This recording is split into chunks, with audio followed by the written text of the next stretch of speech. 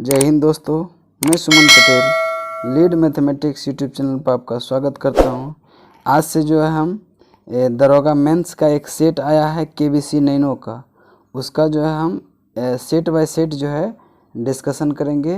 तो चलिए देखते हैं पहला नंबर क्वेश्चन। और एक चीज़ ध्यान में रखेंगे, अगर ये डिस्कशन आप लोग को अच्छा लगे तो चैनल को लाइक कीजिएगा, सब्सक्राइब कीजिएगा और दोस्तों के बीच शेयर भी कीजिएगा, ठीक है। तो चलिए पहला नंबर क्वेश्चन देखते हैं। कहता है कि एक कटा हुआ हीरा जगमगाता है किसके कारण। देखिए ऑप्शन नंबर ए है कुछ स्वाभाविक गुण के कारण, ऑप्शन बी है पूर्ण आंतरिक परावर्तन के कारण, ऑप्शन सी है आणविक संरचना के कारण और ऑप्शन डी है प्रकाश के अवशोषण के कारण।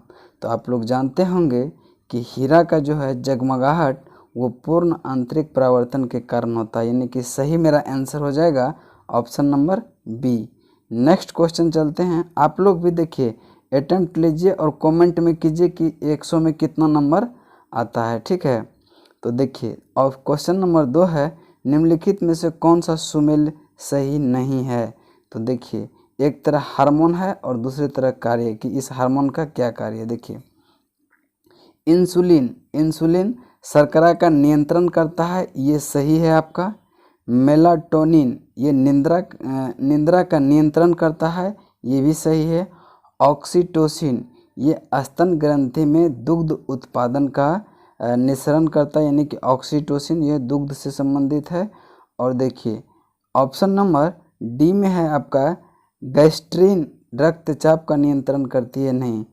गैस्ट्रीन जो है वो पाचन से संबंधित है, रक्तचाप से नहीं, इसीलिए से ऑप्शन नंबर डी मेरा आंसर हो जाएगा। पूछ रहा था कि कौन सा सुमेलित नहीं है। नेक्स्ट क्वेश्चन चलते हैं। निम्नलिखित में कौन सा कार्बनिक अम्ल अंगूर, इमली तथा केला में प्रचुर मात्रा में विद्यमान रहता है। तो देखिए ऑप्शन पढ़ेंगे। ऑप्शन नंबर ए है एसिटिक अम्ल और बी में है सिट्रिक अम्ल और सी में है लैक्टिक अम्ल, ऑप्शन डी में है टार्टरिक अम्ल। तो अंगूर इमली में क्या पाया जाता है, टार्टरिक अम्ल, जो कि ऑप्शन नंबर डी मेरा राइट आंसर हो जाएगा।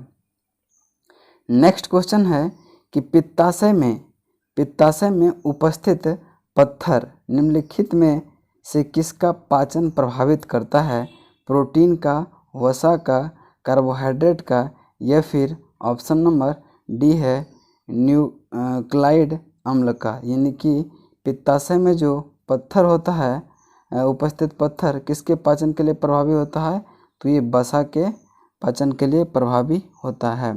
नेक्स्ट क्वेश्चन चलते हैं। क्वेश्चन नंबर आपका अगला है 5 नंबर। अब कहता है कि निम्नलिखित कौन सा सुमेलित नहीं है। तो देखिए पारा से जो है मिनी माता बीमारी होती है, ये भी सही है। कैडमियम इटाई बीमारी होता है।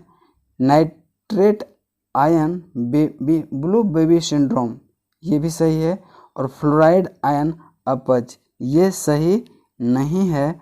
फ्लोराइड आयन जो है ये आपका गलत ऑप्शन है, यानी कि ऑप्शन नंबर मेरा 5 का डी हो जाएगा, ठीक है।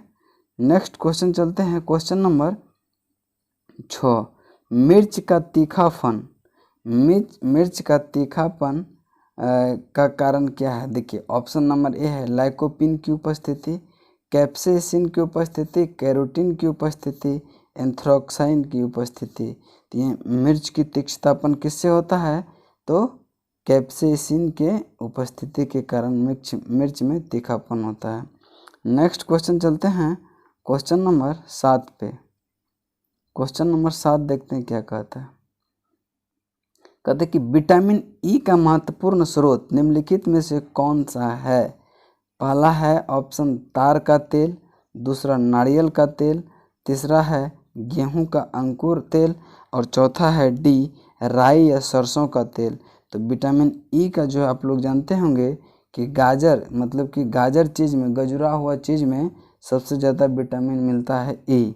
तो ऑप्शन नंबर क्या हो जाएगा मेरा सी, ये गेहूं का अंकुर तेल, ठीक है। नेक्स्ट क्वेश्चन है मस्तिष्क जिम्मेवार है। मस्तिष्क क्या चीज़ के लिए जिम्मेवार है। पहला है सोचने के लिए, हृदय गति नियंत्रण के लिए, शरीर के संतुलन के लिए, ये उपयुक्त में से तीनों। देखिए मस्तिष्क से ही सोचा जाता है, हृदय का नियंत्रण, हृदय गति की नियंत्रण भी मस्तिष्क से ही होता है, शरीर के संतुलन के लिए मस्तिष्क ही जिम्मेवार है। यानी कि आपका तीनों ऑप्शन सही है। इसका आंसर हो जाएगा option number D. Next question है दृष्टि दोष यानी कि मायोपिया। मायोपिया का मतलब होता है निकट दृष्टि दोष, व्यक्ति देख सकता है। तो निकट दृष्टि दोष वाला व्यक्ति देख सकता है। देखिए ऑप्शन ए है नज़दीक स्थित वस्तु को स्पष्ट रूप से, दूर स्थित वस्तु को स्पष्ट रूप से। ऑप्शन सी है नज़दीक एवं दूर स्थित वस्तु दोनों को स्पष्ट रूप से। और डी में है ना ही नज़दीक की और ना ही दूर की वस्तु स्पष्ट रूप से। तो मेरा ऑप्शन क्या हो जाएगा, देखिए अगर निकट दृष्टि दोष कहे तो उसमें नज़दीक की वस्तु अच्छा दिखाई देता है यानी साफ साफ दिखाई देता है, और अगर दूर दृष्टि दोष बोले तो दूर की वस्तु अच्छा से दिखाई देता है, यानी कि दूर वाला वस्तु क्या होगा, साफ साफ दिखाई देता है। तो मायोपिया है, तो इसका आंसर मेरा क्या हो जाएगा, option number A. Next question है, कहता है नेक्स्ट क्वेश्चन क्या कहता है कि रोगियों के दांत में दंत चिकित्सकों द्वारा प्रयुक्त दर्पण होता है। तो देखिए दंत चिकित्सक के लिए कौन सा यूज करता है, अवतल दर्पण, अवतल दर्पण। ठीक है। नेक्स्ट क्वेश्चन है कौन सा अदिश राशि है। ऑप्शन नंबर एक है बल, बी में है दाब, सी में है वेग और डी में है त्वरण। तो आपका अदिश राशि कौन सा हो जाएगा, दाब। बल, वेग और त्वरण ये सब सदिश राशि है और दाब क्या है, अदिश राशि है। वायु में क्वेश्चन नंबर 12 है वायु में ध्वनि तरंग होती है अनुदैर्ध्य। पहला है देखिए तिरछी, बी है अनुदैर्ध्य, सी है चुंबकीय विद्युत चुंबकीय और डी है ध्रुवीकृत। तो क्या होगा, वायु में ध्वनि तरंग क्या होता है, अनुदैर्ध्य तरंग होता है, जो कि ऑप्शन नंबर बी हो जाएगा आपका आंसर। 13 नंबर क्वेश्चन है विद्युत शक्ति की इकाई क्या है। विद्युत शक्ति की इकाई क्या है। पहला ऑप्शन है एम्पियर, दूसरा है वोल्ट, तीसरा है कूलाम, चौथा है डी वाट। तो ऑप्शन नंबर क्या हो जाएगा आपका वाट जो है राइट आंसर हो जाएगा कि विद्युत शक्ति का एसआई मात्रक क्या होता है, वाट होता है। नीला थोथा, नीला थोथा का रासायनिक रूप क्या है। नीला थोथा का रासायनिक रूप क्या है। तो ऑप्शन नंबर ए में है सोडियम सल्फेट, ऑप्शन बी है निकल सल्फेट, ऑप्शन सी है कॉपर सल्फेट, ऑप्शन डी है आयरन सल्फेट। तो यहाँ मेरा ऑप्शन नंबर सी जो है कॉपर सल्फेट, यही मेरा क्या हो जाएगा, आंसर हो जाएगा, यानी कि ऑप्शन नंबर सी। देखिए नीला थोथा को क्या क्या कहते हैं, तूतिया या फिर कॉपर सल्फेट दोनों कहते हैं, यानी कि ऑप्शन नंबर मेरा सी हो जाएगा आंसर। अब देखिए नेक्स्ट क्वेश्चन चलते हैं, क्वेश्चन नंबर आपका 15 पे कहता है कि धातु वास्तविक स्थिति में विद्यमान होती है। धातु वास्तविक स्थिति में विद्यमान होती है।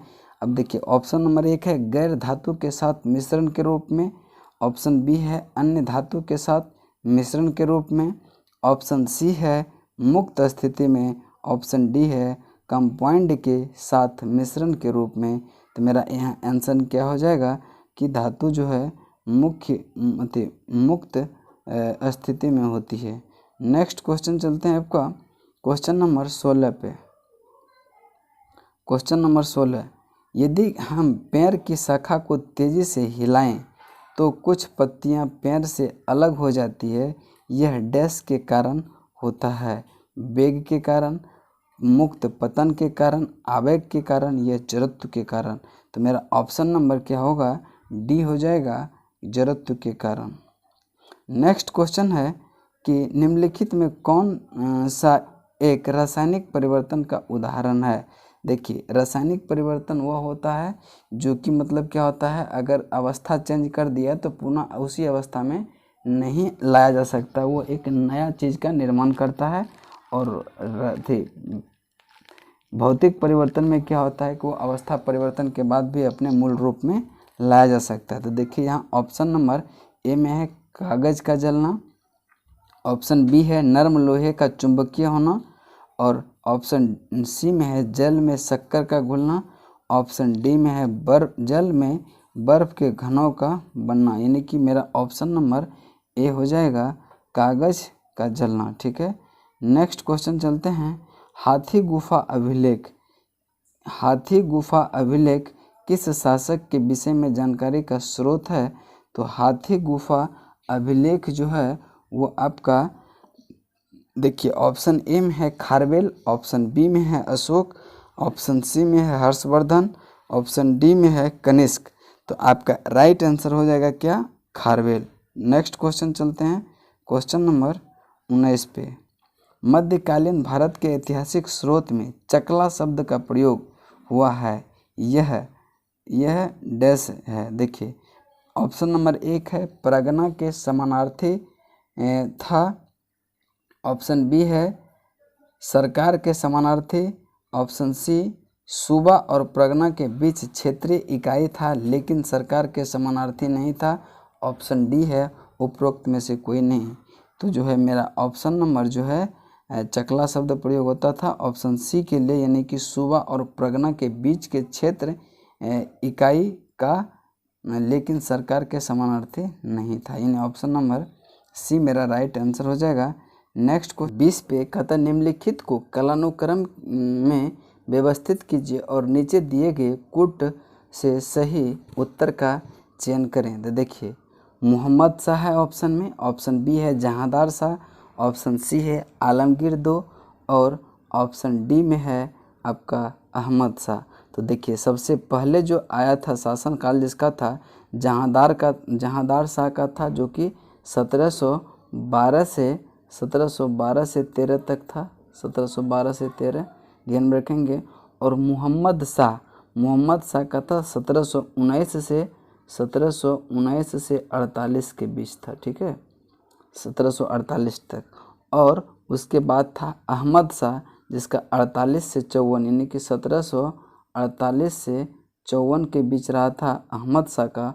और आलमगीर दो का जो था वो रहा था 1754 से 59, 1754 से 59, 59। ये चीज़ ध्यान में रखेंगे तो आप जो है कालानुक्रम के अनुसार अगर सजाते हैं तो ऑप्शन नंबर बी मेरा राइट आंसर हो जाएगा। नेक्स्ट क्वेश्चन चलते हैं क्वेश्चन नंबर 21 पे। निम्न विदेशी यात्रियों में किसने जहांगीर के शासनकाल में भारत की यात्रा की थी? पहला है फादर एंथोनी मॉन्सेंट, दूसरा है फ्रांसिस्को पल्सर्ट, तीसरा है निकोलो मुनक्की, और चौथा है फ्रांस्क्वायर्स वर्नियर। यानी कि ऑप्शन नंबर मेरा जो है इसमें बी हो जाएगा फ्रांसिस्को पल्सर्ट, जो कि 1595 और 1630 के बीच भारत आया था। नेक्स्ट क्वेश्चन चलते हैं हम 22 नंबर।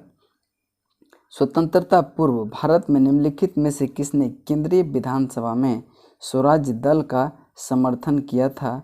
जिसका देखिए ऑप्शन ए में है M.A. जिन्ना, ऑप्शन बी में है मौलाना अबुल कलाम आज़ाद, ऑप्शन सी में है doctor Rajendra Prasad, option D में है जवाहरलाल नेहरू। तो आपका जो राइट आंसर हो जाएगा वो हो जाएगा M.A. जिन्ना। नेक्स्ट क्वेश्चन चलते हैं। नेक्स्ट क्वेश्चन है क्वेश्चन नंबर 23। कृष्णदेव राय ने किस नगर की स्थापना किया था? पहला है वारंगल, दूसरा है नागलापुर, तीसरा है उदयगिरी, और चौथा है चंद्रगिरी। तो मेरा राइट आंसर जो हो जाएगा वो हो जाएगा क्या? नागलापुर। नेक्स्ट क्वेश्चन है निम्नलिखित में से किसके विरोध में रविंद्रनाथ टैगोर ने अपने नाइटहुड का परित्याग कर दिया था? तो पहला है रौलट एक्ट, दूसरा जलियांवाला बाग का नरसंहार, और तीसरा साइमन कमीशन, और चौथा है क्रिप्स मिशन। तो रविंद्रनाथ टैगोर नाइटहुड की उपाधि जो परित्याग कर दिया था वो जलियांवाला हत्याकांड नरसंहार के बाद कर दिया था। नेक्स्ट क्वेश्चन चलते हैं क्वेश्चन नंबर 25 है निम्नलिखित में कौन सा युग्म सही सुमेलित नहीं है? देखिए पानीपत का जो प्रथम युद्ध हुआ था 1526 में हुआ था, सही है। खानवा का युद्ध 1527 में हुआ था, ये भी सही है। घाघरा का युद्ध 1529 में हुआ था, ये भी सही है। और चंदेरी का युद्ध जो है आपका 1528 में हुआ था, जो कि ये गलत है, ये 1530 दिया हुआ है, इसीलिए इसको लिख लेंगे 1528 में। ऑप्शन नंबर डी मेरा राइट आंसर हो जाएगा। नेक्स्ट क्वेश्चन है, निम्नलिखित में से कौन त्रिकोणात्मक संघर्ष का हिस्सा नहीं है?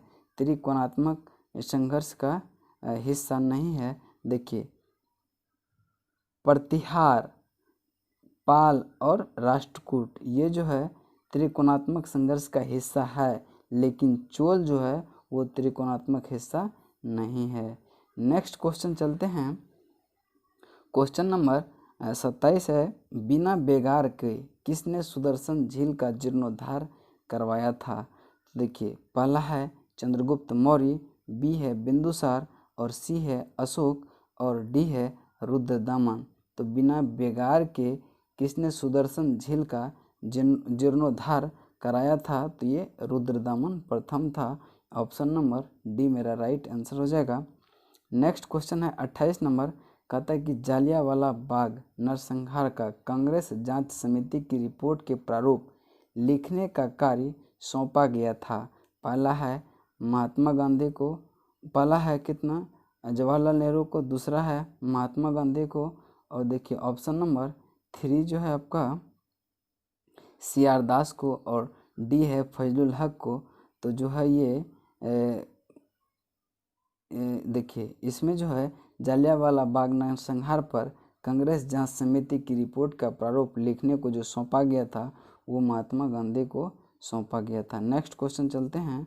क्वेश्चन नंबर अगला है 29। देखिए, कहता है कि निम्नलिखित में से किसने 1947 के कांग्रेस कमेटी की बैठक द्वारा विभाजन के प्रस्ताव के पारित होने को राष्ट्रवाद का संप्रदायवाद के पक्ष में समर्पण के रूप में लिया था?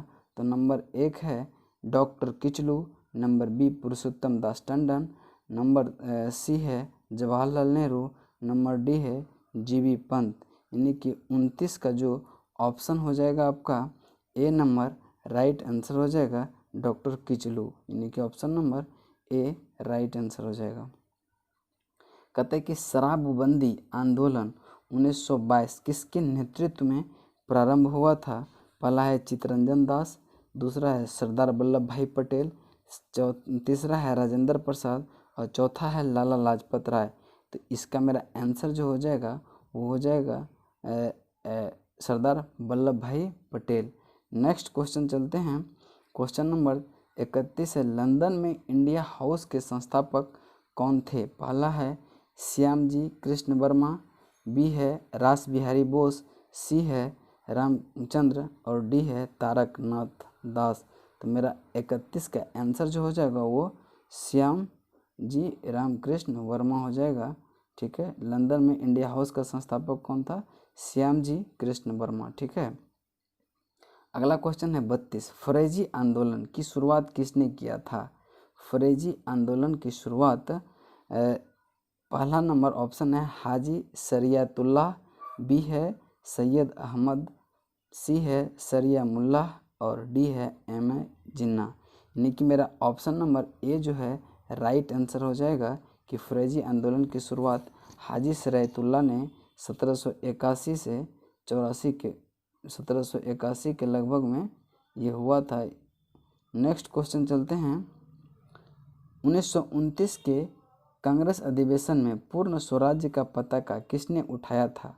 मौलाना, पहला है मौलाना मोहम्मद अली, बी है पंडित जवाहरलाल नेहरू, सी है वल्लभ भाई पटेल, डी है सुभाष चंद्र बोस। तो आपका ऑप्शन नंबर जो हो जाएगा वो पंडित जवाहरलाल नेहरू हो जाएगा। नेक्स्ट क्वेश्चन चलते हैं। क्वेश्चन नंबर 34, यूरोपीय चित्रकारी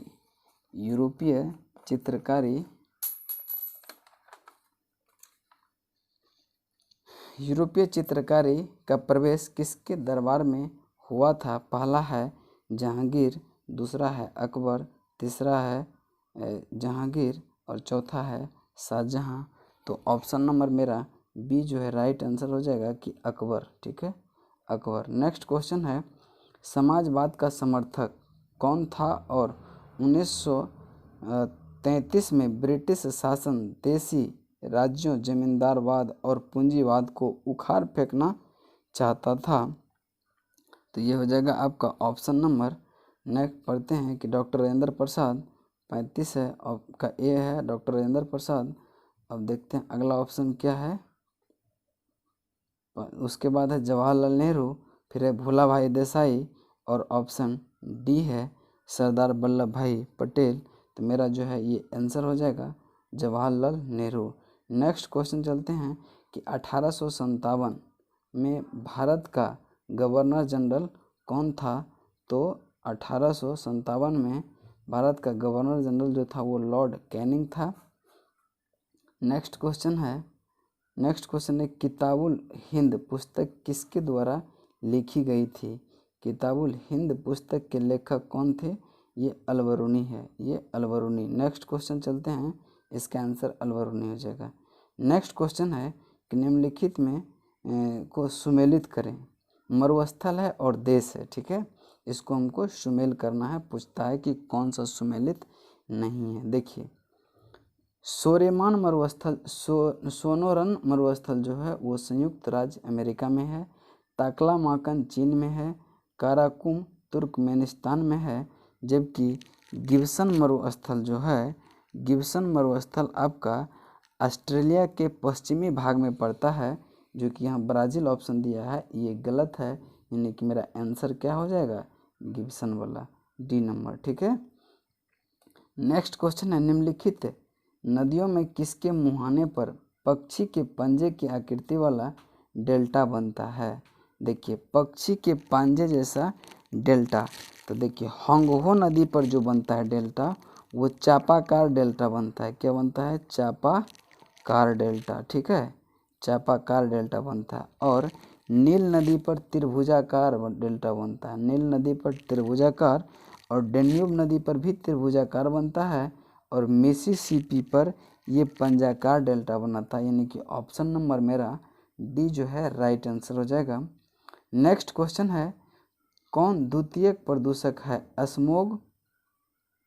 कौन द्वितीयक प्रदूषक है smog, carbon dioxide, carbon monoxide, fly ash. तो मेरा जो है द्वितीयक प्रदूषक कौन है, तो स्मोग है, राइट आंसर स्मोग हो जाएगा। 41 है दाची-गाम राष्ट्रीय उद्यान निम्नलिखित में से किससे संबंधित है। पहला है कस्तूरी मृग, गोल्डन ओरियोल, येलो थ्रोस्टेड मार्टन, चौथा है हंगुल ये कश्मीर स्टैग।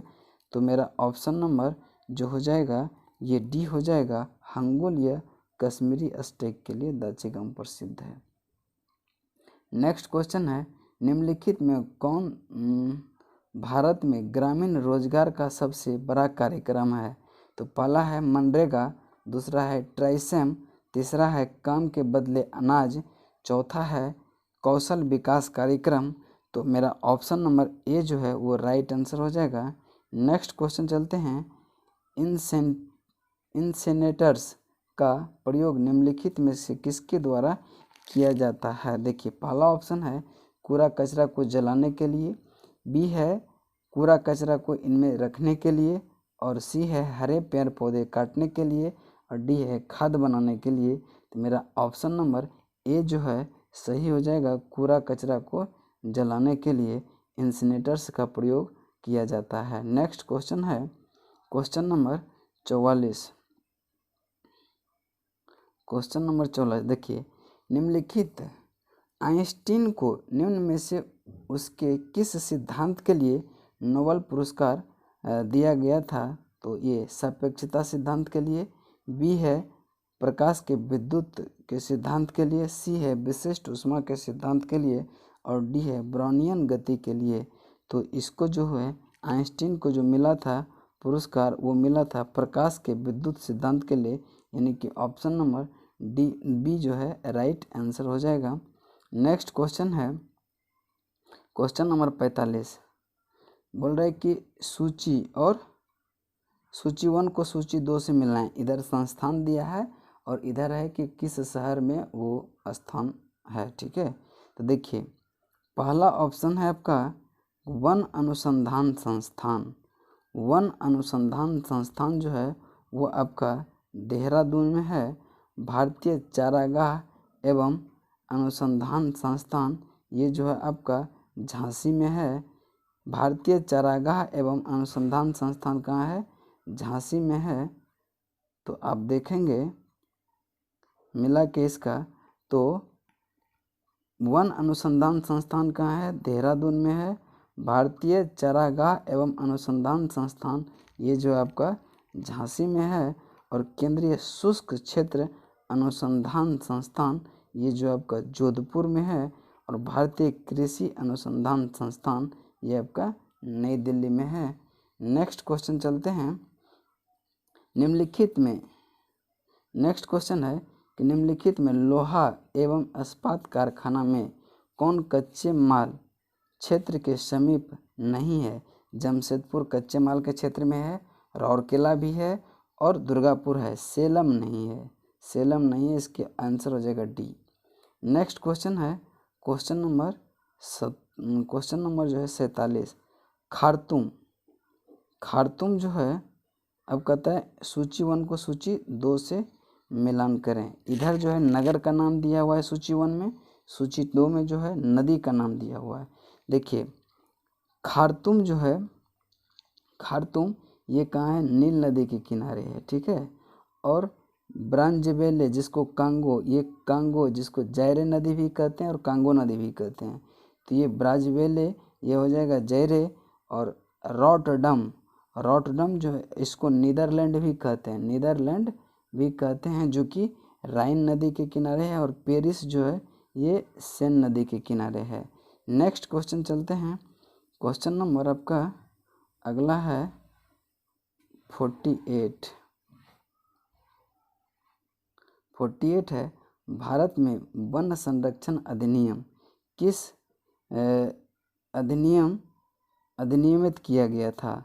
तो देखिए इसका ऑप्शन ए है 1976, ऑप्शन बी है 1980, ऑप्शन सी है 1983, ऑप्शन डी है 1988। तो इसका मेरा राइट आंसर हो जाएगा 1980, ठीक है। और अगर पूछे वन्य जीव अभ्यारण्य तो ये हो जाएगा 1973। नेक्स्ट क्वेश्चन चलते हैं। निम्नलिखित दर्रों में किस से होकर लेह जाने का रास्ता है? तो ये जो जिला पास जो है। नेक्स्ट क्वेश्चन है 50। निम्नलिखित राज्यों में किसमें 4000 मेगावाट क्षमता का सौर ऊर्जा संयंत्र स्थापित करने की योजना है? पहला है गुजरात, और दूसरा है राजस्थान, तीसरा है मध्य प्रदेश और चौथा है तमिलनाडु। तो इसका राइट आंसर जो हो जाएगा वो राजस्थान हो जाएगा। नेक्स्ट क्वेश्चन है निम्नलिखित झीलों में से कौन विश्व का प्राचीनतम तथा सबसे गहरी झील है? पहला है बैकाल झील, दूसरा है हुरॉन झील, तीसरा है विक्टोरिया झील, चौथा है बिगी पेग झील।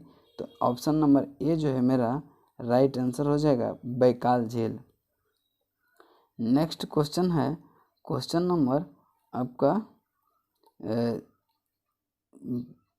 52। गर्म स्रोत है और अवस्थिति है। देखिए ध्यान से देखेंगे इसको, इसमें भी मिलान पूछ रहा है कि कौन सा सुमेलित नहीं है, कौन सा सुमेलित नहीं है। तो देखिए मरीकन ये हिमाचल प्रदेश में है, सही है। ज्वालामुखी ये जम्मू कश्मीर का क्षेत्र नहीं आता, ये गलत है, यानी कि ऑप्शन नंबर बी मेरा राइट आंसर होगा। अनहोनी ये मध्य प्रदेश में गर्म झरना है। और तप्त पानी ये उड़ीसा में है, यानी कि 1-3 सही है, बी मेरा गलत है। निम्नलिखित में कहाँ सदाबहार वन पाया जाता है? निम्नलिखित में कहाँ सदाबहार वन पाया जाता है? ऑप्शन ए है मालवा पठार, ऑप्शन बी है पूर्वी घाट, ऑप्शन सी है पश्चिमी घाट, ऑप्शन डी है छोटा नागपुर पठार। तो क्या हो जाएगा? बोल रहा है कि कहाँ सदाबहार वन पाया जाता है, तो वर्षा जहाँ होगा वहीं पर ज़्यादा सदाबहार वन पाया जाता है। तो वर्षा सबसे ज़्यादा कहाँ होता है? पश्चिमी घाट में। निम्नलिखित में कौन विश्व का सबसे ऊंचा ज्वालामुखी पर्वत है? ऑप्शन ए है माउंट पिनाटुबो, बी है माउंट किलिमंजारो, ऑप्शन सी है माउंट ताल, ऑप्शन डी है माउंट कोटोपैक्सी। तो मेरा राइट आंसर जो हो जाएगा माउंट कोटोपैक्सी हो जाएगा। Right answer. ठीक है, नेक्स्ट क्वेश्चन है निम्नलिखित में से शीतोष्ण घास के मैदान यूरेशियाई में पाए जाते हैं। देखिए एशिया और यूरोप के जो सीमा पर है, यानी कि दोनों एशिया में भी है और यूरोप में भी है, उसी को क्या कहते हैं, मतलब यूरेशियाई मैदान किसे कहते हैं। तो डाउन्स ऑप्शन ए में है, दूसरा में है बेल्ट्स और तीसरा में है स्टेपीज और चौथा में है प्रेरीज। तो यहाँ यूरेशियाई क्षेत्र में जो पाया जाता है उसको कहते हैं स्टेपीज। ठीक है, नेक्स्ट का क्वेश्चन है, कहते हैं कि राम सेतु शुरू होता है कहाँ से। धनुषकोडी से, मंडपम से, बी है पंबन से, डी है रामेश्वरम से। तो धनुषकोडी जो शुरू होता है आदम ब्रिज, वो धनुषकोडी से शुरू होता है। नेक्स्ट क्वेश्चन है 57, संयुक्त राज्य अमेरिका के दक्षिण कैलिफोर्निया में स्थित मृत घाटी डेथ वैली निम्नलिखित में से किसका उदाहरण है। अपतनीय घाटी का, अभिन्नति घाटी का, सी है पूर्ववर्ती घाटी का और डी है रिफ्ट घाटी का। तो मेरा ऑप्शन नंबर डी जो है राइट आंसर हो जाएगा कि यह रिफ्ट घाटी का एग्जाम्पल है। राज्य के नीति निर्देशक तत्व सहज अध्ययन के लिए निम्न में से कौन से भागों में विभाजित किए जाते हैं। पहला है समाजवादी, दूसरा है उदारवादी, तीसरा है गांधीवादी, चौथा है उपरोक्त सभी। तो देखिए राज्य के नीति निर्देशक तत्व जो है समाजवादी भी है और उदारवादी बौद्धिकतावादी भी है और गांधीवादी है, यानी कि ऑप्शन नंबर मेरा डी जो है राइट आंसर हो जाएगा। नेक्स्ट क्वेश्चन है, किस गवर्नर जनरल ने कांग्रेस का अत्यधिक अल्पसंख्यक लोगों का प्रतिनिधित्व करने वाली कहकर उपहास किया था। पहला है लॉर्ड डफरिन, दूसरा है लॉर्ड कर्जन, सी है लॉर्ड मिंटो और डी जो है आपका लैंसडाउन है। तो इसका ऑप्शन नंबर ए जो है यही राइट आंसर होगा कि लॉर्ड डफरिन ने कहा था। ठीक है, राज्यसभा सर्वप्रथम किस वर्ष गठित हुआ था। तो देखिए पहला ऑप्शन है कि 1950, दूसरा है 1951, तीसरा है 1952 और चौथा है 1953। तो राज्यसभा का सर्वप्रथम गठन जो हुआ था वो 3 अप्रैल 1952 को हुआ था। 3 अप्रैल 1952 और इसका पहली बैठक जो हुआ था वो 13 मई 1952 को हुआ था, याद रखेंगे आप लोग। नेक्स्ट क्वेश्चन है कि सहकारी आयोग निम्नलिखित संबंधों में से किसकी समीक्षा हेतु स्थापित किया गया था। तो देखिए सहकारिता आयोग का गठन जो हुआ था वो 1983 में हुआ था। इसका जो है ऑप्शन पढ़ते हैं, प्रथम ऑप्शन है प्रधानमंत्री तथा राष्ट्रपति के मध्य, और बी है विधायक तथा कार्यपालिका के मध्य, और सी जो है केंद्र तथा राज्य के मध्य, और डी है कार्यपालिका तथा न्यायपालिका के मध्य। तो मेरा ऑप्शन नंबर क्या हो जाएगा, सी हो जाएगा, केंद्र तथा राज्य के मध्य के लिए सरकारी आयोग का गठन किया गया था। कब, 1983 में। ठीक है, नेक्स्ट क्वेश्चन है 62, संविधान के निम्नलिखित अनुच्छेदों में से कौन सा उपबंध करता है कि मत बराबर होने की दशा में लोकसभा के अध्यक्ष का मत निर्णायक होगा और उसका प्रयोग वह करेगा। ऑप्शन ए है अनुच्छेद 99, ऑप्शन बी है अनुच्छेद 103, ऑप्शन सी है अनुच्छेद 100 और ऑप्शन डी है अनुच्छेद 102। तो मेरा राइट आंसर जो हो जाएगा वो जो है 100 हो जाएगा। ठीक है, 100, अनुच्छेद 100। नेक्स्ट है 63, भारतीय संविधान का अनुच्छेद 40 राज्य के सार्थक कदमों हेतु परामर्श देता है। पहला ऑप्शन है सिविल संहिता के संबंध में, दूसरा है ग्राम पंचायत के गठन के संबंध में, तीसरा है नगर पालिका के गठन के संबंध में, और चौथा है कर्मकारों के लिए निर्वाह योग्य मजदूरी के संबंध में। तो ऑप्शन नंबर इसका बी हो जाएगा कि अनुच्छेद 40 जो है वो क्या है, ग्राम पंचायत के गठन के संबंध है। ठीक है, नेक्स्ट क्वेश्चन चलते हैं, क्वेश्चन नंबर 64, भारतीय संसद की लोक लेखा समिति के अध्यक्ष कौन मनोनीत करता है? देखिए, भारतीय संसद के लोक लेखा समिति के अध्यक्ष के रूप में पहला नंबर ऑप्शन है कि लोकसभा अध्यक्ष, बी है प्रधानमंत्री, सी है राष्ट्रपति और डी है राज्य के सभापति। तो ऑप्शन नंबर मेरा ए हो जाएगा लोकसभा अध्यक्ष, यानी कि लोक लेखा समिति के अध्यक्ष को कौन मनोनीत करता है? लोकसभा के अध्यक्ष। ठीक है, नेक्स्ट क्वेश्चन चलते हैं क्वेश्चन नंबर 65 पे। निम्नलिखित में से किस वाद में भारतीय संविधान के मूलभूत ढांचे की अवधारणा प्रतिपादित की गई थी? तो ऑप्शन नंबर ए है इंद्रसाहनीवाद, ऑप्शन बी है शंकरी प्रसाद का वाद, ऑप्शन सी है रुदल शाह का वाद, ऑप्शन डी है उपयुक्त में से कोई नहीं। तो ये जो है आपका भारतीय संविधान के मूल ढांचे की अवधारणा प्रतिपादित किया गया था किसके द्वारा? केशवानंद भारती बनाम के द्वारा, यानी कि इसमें से कोई सही नहीं होगा। नेक्स्ट क्वेश्चन है, मंत्रिपरिषद सामूहिक रूप से निम्नलिखित में से किसके प्रति उत्तरदायी होता है? ऑप्शन ए है प्रधानमंत्री के प्रति, ऑप्शन बी है राष्ट्रपति के प्रति, ऑप्शन सी है राज्यसभा के प्रति, ऑप्शन डी है लोकसभा के प्रति। तो मंत्रिपरिषद सामूहिक रूप से किसके प्रति उत्तरदायी होता है? लोकसभा के प्रति, जो कि आपका अनुच्छेद 74 के ए में उपबंधित है। नेक्स्ट क्वेश्चन है, भारतीय संविधान के निम्नलिखित में से किस अनुच्छेद के अंतर्गत विधानसभा के विधान परिषद का सृजन करने का प्रस्ताव पास करने की इजाज़त मिली? ऑप्शन ए है अनुच्छेद 168, ऑप्शन बी है अनुच्छेद 169, ऑप्शन सी है अनुच्छेद 170, ऑप्शन डी है अनुच्छेद 171। तो मेरा राइट आंसर यहाँ क्या हो जाएगा?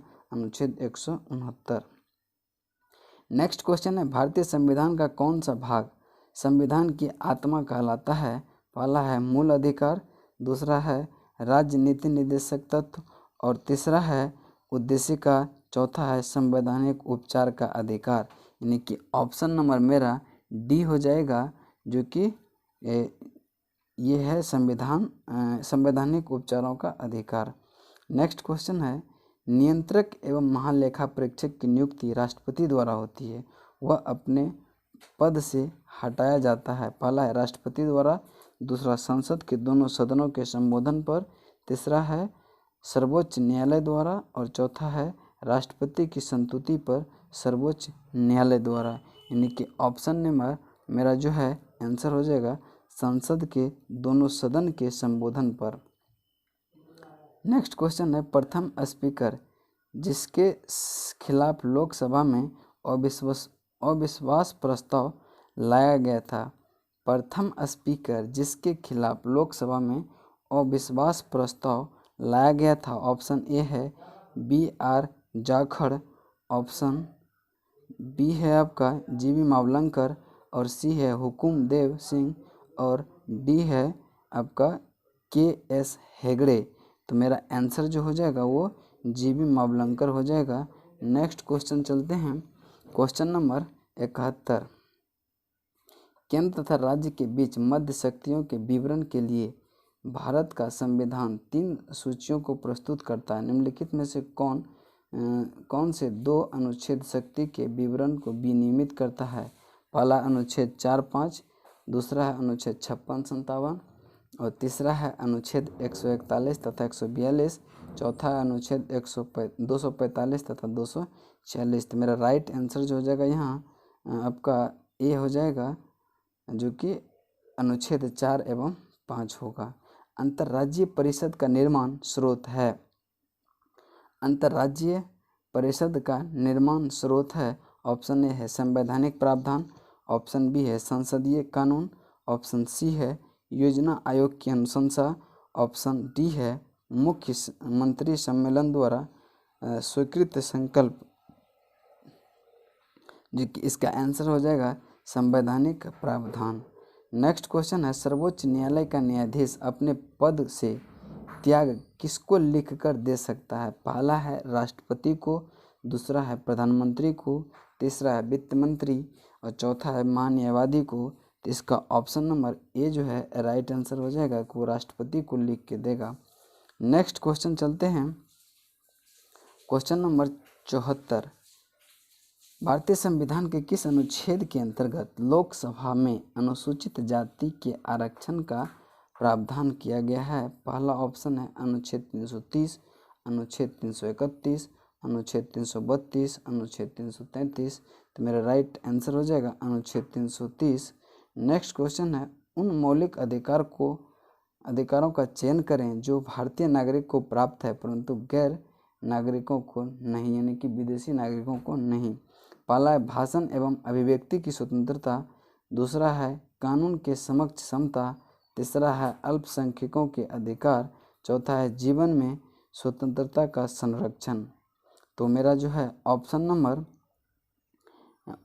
हो जाएगा एक, भाषण एवं अभिव्यक्ति की स्वतंत्रता भारत के नागरिक को है लेकिन विदेशी नागरिक को नहीं है। और जो है आपका हो जाएगा 3, अल्पसंख्यकों का अधिकार, ये विदेशी नागरिकों का अधिकार नहीं, यानी कि 1 और 3 सही है, यानी कि ऑप्शन नंबर मेरा 1 राइट आंसर हो जाएगा। नेक्स्ट क्वेश्चन है 76। अशोक मेहता समिति ने निम्नलिखित सिफारिश की थी? पंचायती राज की त्रिस्तरीय सरकार, पंचायती राज की द्विस्तरीय सरकार। यानी 76 का ऑप्शन हो जाएगा बी, यानी कि पंचायती राज द्विस्तरीय अशोक मेहता समिति द्वारा कहा गया था। नेक्स्ट क्वेश्चन चलते हैं क्वेश्चन नंबर 76 पे, 77 पे।